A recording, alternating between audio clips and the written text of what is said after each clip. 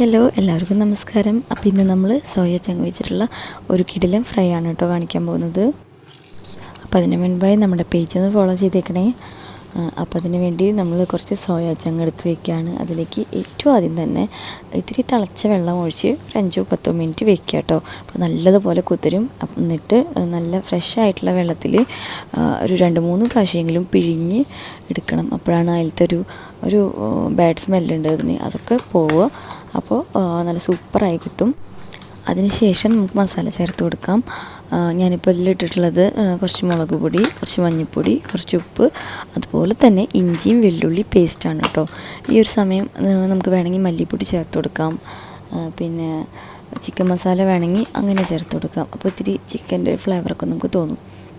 അങ്ങനെ നോർമൽ ആയിട്ട് വെറുതെ ഉപ്പും മുളക് മഞ്ഞൾപ്പൊടി ഇട്ടാൽ തന്നെ നല്ല ടേസ്റ്റാണ് കേട്ടോ. ഇവിടെ മോൻ ബീഫാണ് എന്ന് പറഞ്ഞിട്ടാണ് കഴിക്കുക. നല്ല ഇഷ്ടമാണ്, കുട്ടികൾക്ക് ഭയങ്കരമായിട്ട് ഇഷ്ടപ്പെടും. എന്നുവെച്ചാൽ ബീഫിൻ്റെ അത്രയ്ക്ക് കട്ടിയില്ലല്ലോ, നമ്മൾ അത്രയും സോഫ്റ്റ് ആയില്ലേ. ഇപ്പോൾ നല്ലതുപോലെ പിഴിഞ്ഞൊക്കെ എടുത്ത് നല്ല സോഫ്റ്റ് ആയിട്ടുണ്ട്. പിന്നെ ഇതിനും തീരെ ചെറിയ സൈസിൽ വറുക്കുമ്പോൾ ഇത്തിരി സൈസ് ഇരിക്കുന്നതാണ് അതിൻ്റെ ഒരു ഇത് കേട്ടോ. കറിയൊക്കെ വെക്കുമ്പോൾ വേണമെങ്കിൽ പകുതിയൊക്കെ ആക്കിയിട്ട് വെക്കാം, പക്ഷേ വറുക്കുമ്പോൾ ഈ ഒരു സൈസിലിരുന്നോട്ടെ.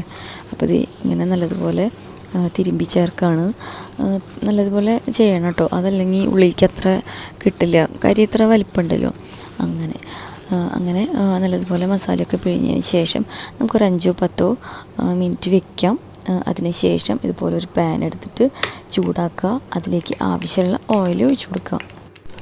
ഓയിൽ ചേർക്കുമ്പോൾ ശ്രദ്ധിക്കേണ്ട ഒരു കാര്യം എന്താണെന്ന് വെച്ചാൽ നമ്മൾ എത്ര ഉണ്ടോ അതിലേക്ക് ആവശ്യത്തിനോ അല്ലെങ്കിൽ അതിനൊരു സ്വല്പം കുറവ് എന്നുള്ള രീതിയിൽ വേണം കേട്ടോ ഓയിൽ ചേർക്കാനായിട്ട്. അതല്ലെങ്കിൽ നമ്മൾ ഈ മസാലയോട് കൂടെ ചേർത്ത സോയ അതിലേക്ക് ഇടുമ്പോൾ മസാലയൊക്കെ അതിലിങ്ങനെ ഇളകി ചേരാനായിട്ട് ചാൻസ് ഉണ്ട്. അപ്പോൾ അതൊക്കെ ഒന്ന് ശ്രദ്ധിക്കുക. അപ്പോൾ ഇത് എണ്ണ ചൂടായിട്ടുണ്ട്. എണ്ണ ചൂടായി കഴിഞ്ഞാൽ പിന്നെ എന്താ പരിപാടി, അത് തന്നെ ജസ്റ്റ് ഇടുക, വറുത്ത് കോരുക. അപ്പോൾ ഞാൻ